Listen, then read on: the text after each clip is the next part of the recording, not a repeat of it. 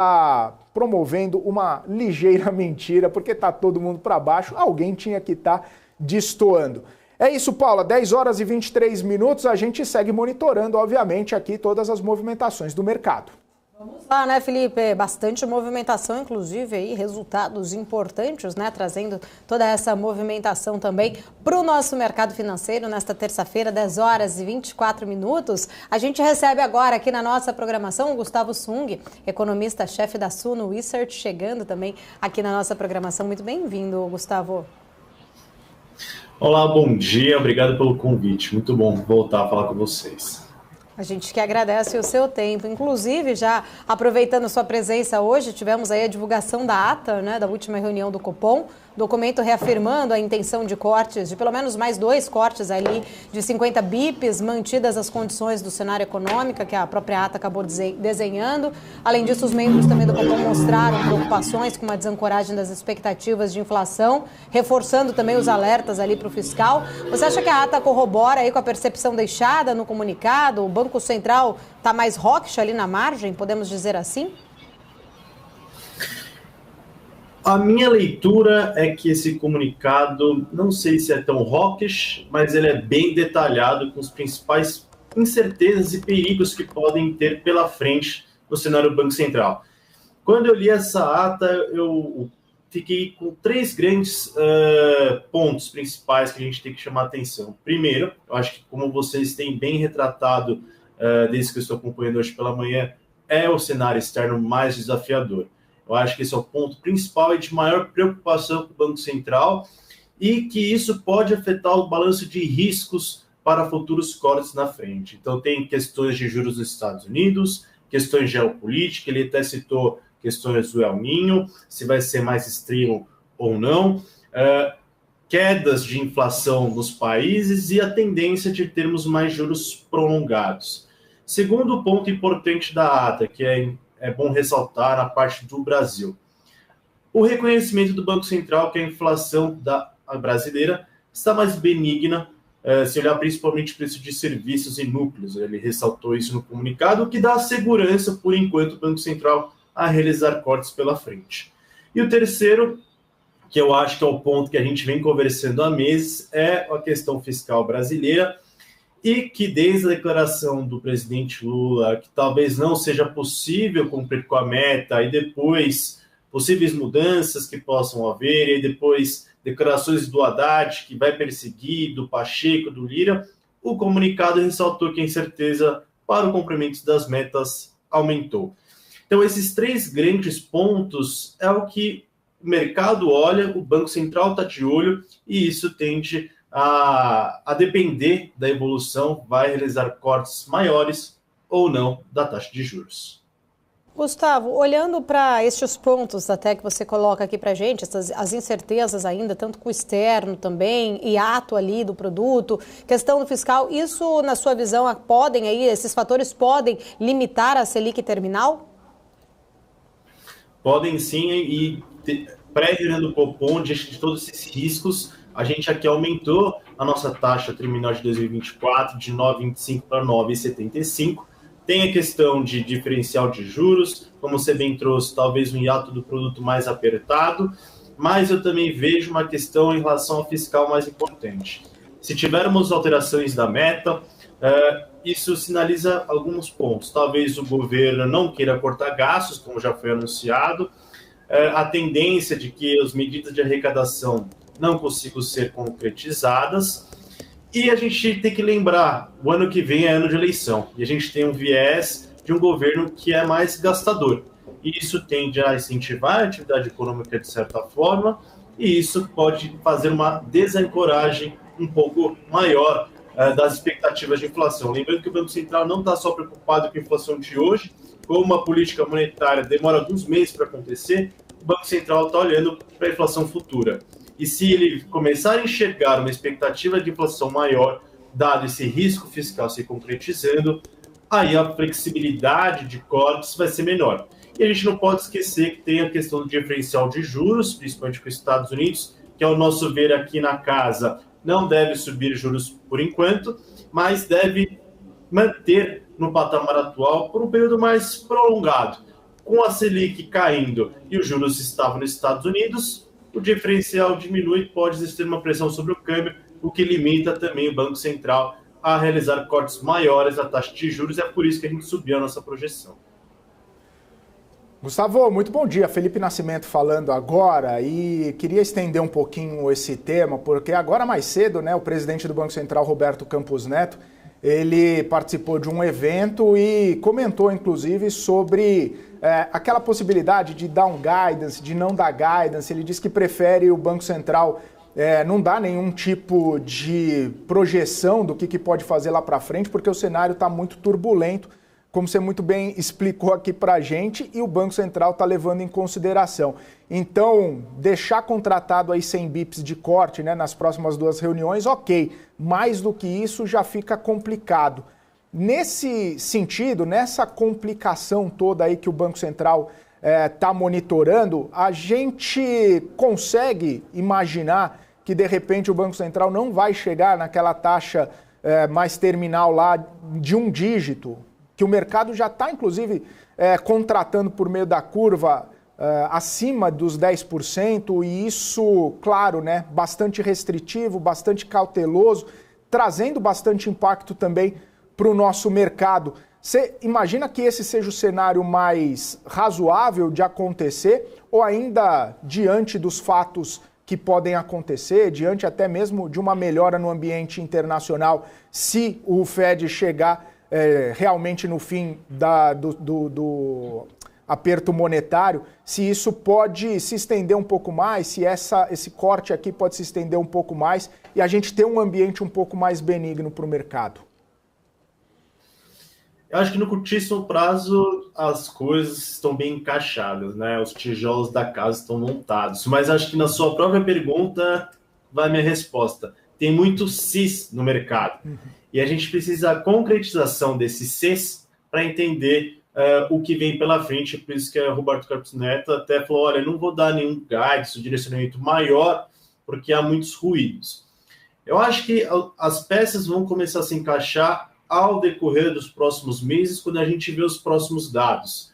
Eu acho que isso não é só no Brasil, é nos Estados Unidos também, como viu o primeiro payroll melhor do que esperado, melhor, né, abaixo do esperado, melhor dizendo, taxa de desemprego subindo, e aí até teve a declaração hoje do membro do Banco Central, mas vamos esperar os próximos dados. No Brasil também, vamos esperar o que vai acontecer, o desenrolar da guerra no Oriente Médio, se a taxa de juros dos Estados Unidos vai manter, se os dados vierem melhores do que esperado nos próximos meses, poderemos ver uma taxa de juros nos Estados Unidos no final do ano que vem até um pouco menor, e aí as coisas têm que se encaixar.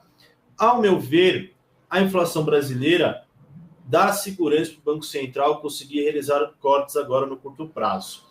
Com o passar do tempo, dado que também a atividade econômica brasileira no ano que vem não vai ser tão pujante como a gente viu no primeiro semestre, ou o mercado de trabalho tende a dar uma desacelerada, a evolução dos dados vai dar mais certeza para o Banco Central brasileiro a realizar cortes na taxa de juros, principalmente ali no fim do primeiro para o segundo trimestre, e aí ele vai conseguir calibrar melhor a sua política monetária. Mas acho que, como você bem trouxe, teremos ainda num patamar bastante restritivo ainda.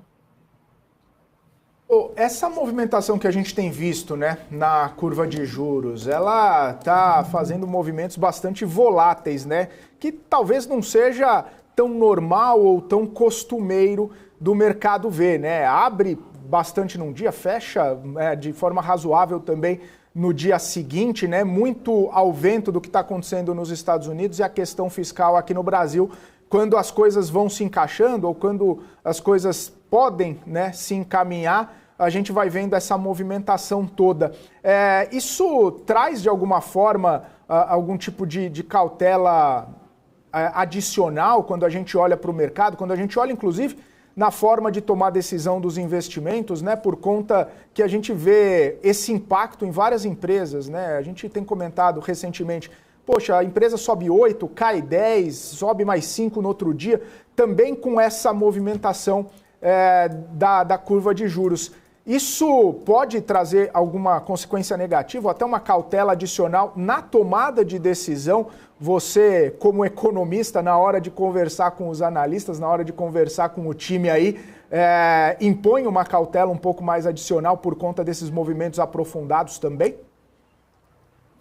Bom, você muito bem comentou, né? O mercado tem um grande ponto que tem muitos ruídos, e esses ruídos, muitas vezes, notícias são incorporadas na tomada de decisão. A gente precisa entender o que é ruído e o que afeta os fundamentos econômicos e das empresas. Aqui na Suno a gente trabalha com uma visão mais fundamentalista, de olhar os conceitos e os fundamentos da empresa, e muitas vezes esses ruídos diários fazem a curva movimentar, impactam, lógico, os preços, muitas vezes não reflete os que está acontecendo na empresa. Por exemplo, movimentações da curva de juros não está afetando o estoque ou os índices de rentabilidade da empresa no trimestre. E aí o ponto importante, a gente ganha oportunidade no momento de estresse para realizar aportes, investimentos em empresas sólidas, com bons fundamentos, que gerem valor no longo prazo. Então eu sempre digo, a gente tem que olhar para macro, para entender o cenário, como isso pode afetar os fundamentos, e a gente tem que tirar os ruídos.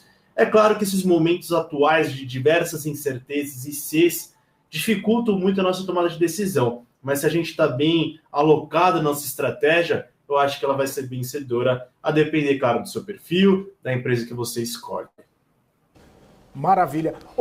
Gustavo, uma última questão aqui de minha parte é justamente a respeito dessas movimentações. E a gente estava comentando, inclusive, do Banco Central, você comentou que a inflação está propícia e está num patamar ok para promover já os cortes de juros, né? E a gente sabe que o Banco Central acaba levando em consideração as expectativas, as perspectivas do Boletim Focus. E tem muita gente se questionando, né, se é a melhor forma de ponderar essas projeções dos dados, principalmente de inflação, por conta de alguns passados aí do Boletim Focus, que acabou se equivocando ou tendo percepção equivocada dos números, né, dos indicadores. Na sua visão, é uma forma ok de levar em consideração, de medir também as projeções e servir de base para o Banco Central, já que, claro que o Focus ele acaba retratando a realidade daquele momento, é a fotografia, mas as projeções elas podem acabar se equivocando e podem mudar também a percepção do Banco Central e mudar as projeções do Banco Central na hora de tomar a decisão da política monetária? Todo mundo me faz essa pergunta, para que serve o Focus, né? Acho que essa é a grande dúvida. O mercado, ele reage um pouco mais diariamente, e ele é mais de alta frequência, porque, por exemplo, se a gente olhar a taxa de juros que o mercado muitas vezes olha na curva, ela reflete notícias e questões nos Estados Unidos que às vezes são mais voláteis, como a gente está conversando aqui hoje. E o Focus, ele demora um pouco mais para realmente reagir a essas movimentações e até mudanças. Então, às vezes, o Focus ele é um pouco mais estático do que o mercado, pela também a frequência e também atualizações. E o mercado tem uma dinâmica própria. Mas eu sempre falo que o Boletim Focus é utilizado pelo Banco Central, que é a maior autoridade financeira do país. Se eles usam, por que eu não vou usar? E ali eu consigo ter um direcionamento maior e melhor do que economistas e analistas do mercado estão enxergando para a economia brasileira.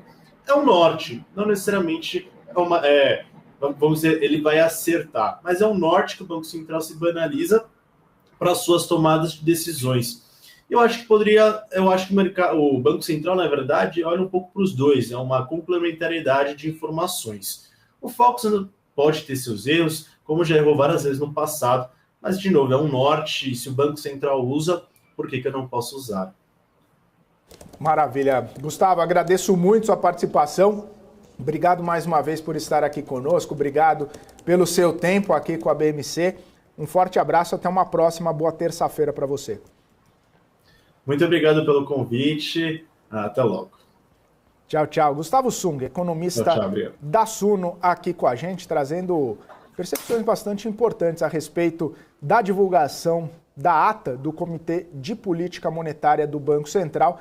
E a gente segue aqui com as movimentações do mercado, a gente segue também com as principais notícias, os principais destaques que estão movimentando o mercado financeiro nessa terça-feira, inclusive agora, 10 horas e 38 minutos. A gente comentava, né, a respeito de toda a movimentação do cenário internacional, a gente comentava bastante sobre essa situação e, claro, também a temporada de resultados, né, que está movimentando bastante o mercado financeiro. A gente falou já de Itaú, a gente falou